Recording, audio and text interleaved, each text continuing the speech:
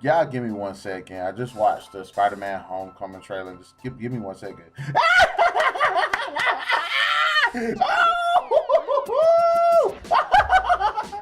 Okay, I had to get that out. I love that trailer. That trailer was fucking awesome. Okay, one thing I like about it. Let's just break this down. Okay, the one thing I do like about it so far, just like step one of the things I like about it, I like a whole bunch of stuff about it, is the fact that it feels like a continuation of Captain America Civil War. You got Tony Stark here still interacting with Peter Parker. And it's not like how in the other Avengers movies, when they kind of first started out, it was like, okay, they was in the Avengers and then they're just by themselves in different movies. It didn't feel like they was actually a part of the Avengers because you didn't see any of the Avengers. Think about it.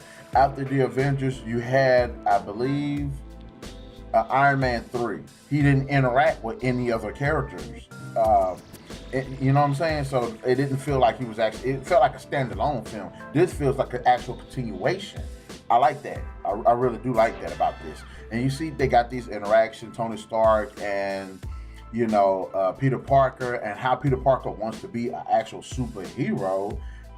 And he wants Tony Stark's help to do that. But as he said in the trailer, Tony Stark is treating him like a child, in which case he is a kid. So I like that. And it seems like in this film, it's growing. It's about growth. It's about progression. It's about him becoming the Spider-Man that everybody knows and loves. And I have to say, I loved the casting for this movie.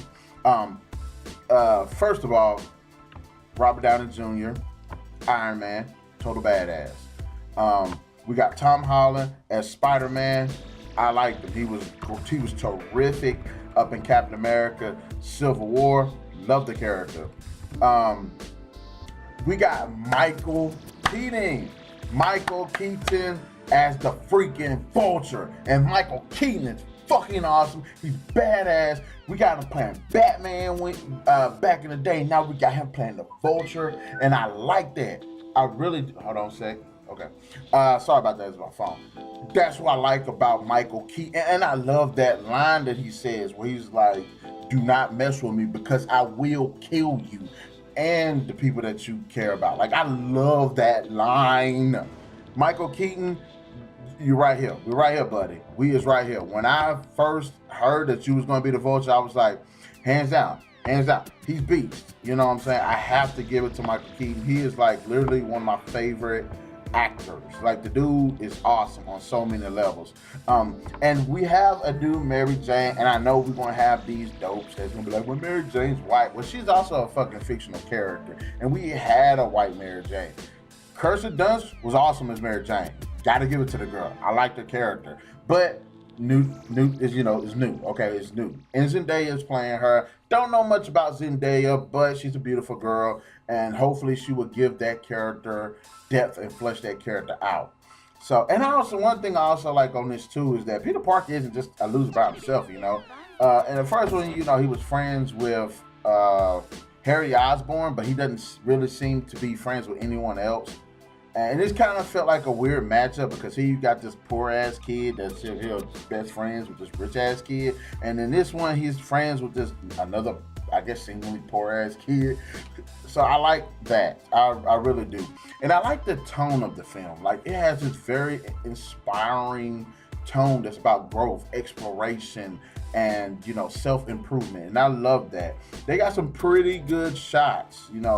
Especially the one part where he's on the tower, and it looks pretty cool. Now, talking about the costume designs. Loved his costume design. I liked it. I like every Spider-Man costume design that has been on screen. I found no problem with them. They all felt realistic to me. They all felt functional. They didn't just seem like they were there for just the looks. I like the fact that they're functional. And in this one, I do like the fact that the character's costume is a lot more interactive with the character. So now you see his eyes like shrink and stuff. Like, I like that. That looks cool. I also, let's talk about the Vulture.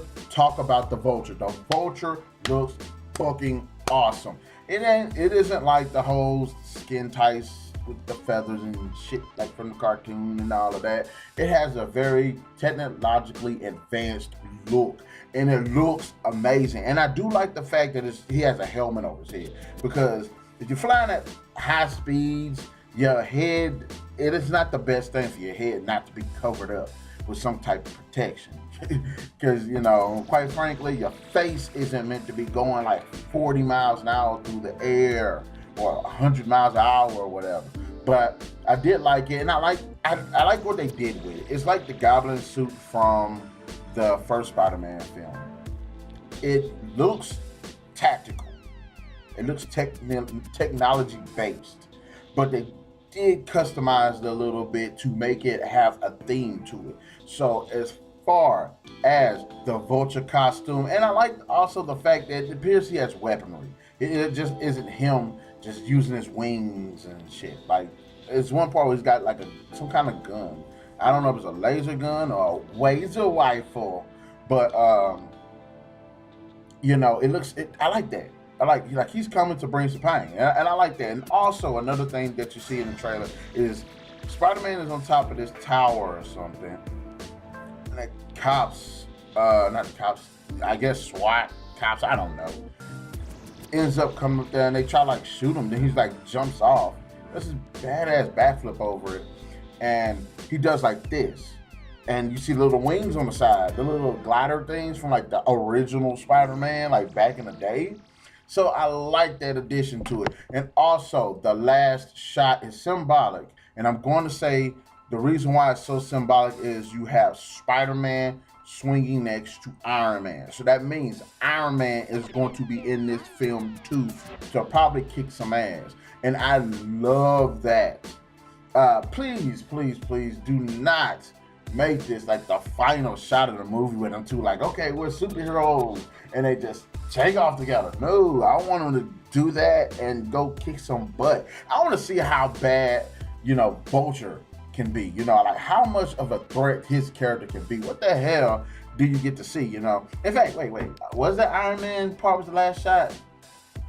No, it was. But it was one shot that you do see in the movie that you see in the trailer that I thought was pretty cool. And that's the part where the ship got like split in half and you got Spider-Man sitting here webbing it up and he's trying to hold the ship together. That was tight. We hadn't seen nothing like that from Spider-Man since the train sequence in Spider-Man 2. You know what I'm saying? 2 right there. Okay. I'm pointing it all over there. Like the camera's over there. It's right here. But anyways, as far as the Spider-Man Homecoming trailer is concerned, I loved it. I can't wait to see more trailers of it. Please don't spoil anything, you know. We got a whole bunch of random shots and everything. That's cool. I like that.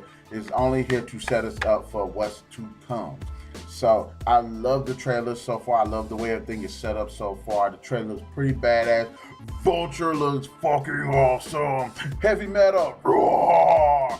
So anyways, guys, in the comment section below, let me know what you thought about the whole Spider-Man Homecoming trailer. It looked pretty cool. I mean, does it look pretty cool to you guys? Does it look sucky? Do you like the characters, the casting, the costume design? Do you like the way it just looks? Let me know in the comment section below. And you know what time it is. Time for me to head out. Narik Chase, bam, is getting the hell out of here. Catch you later.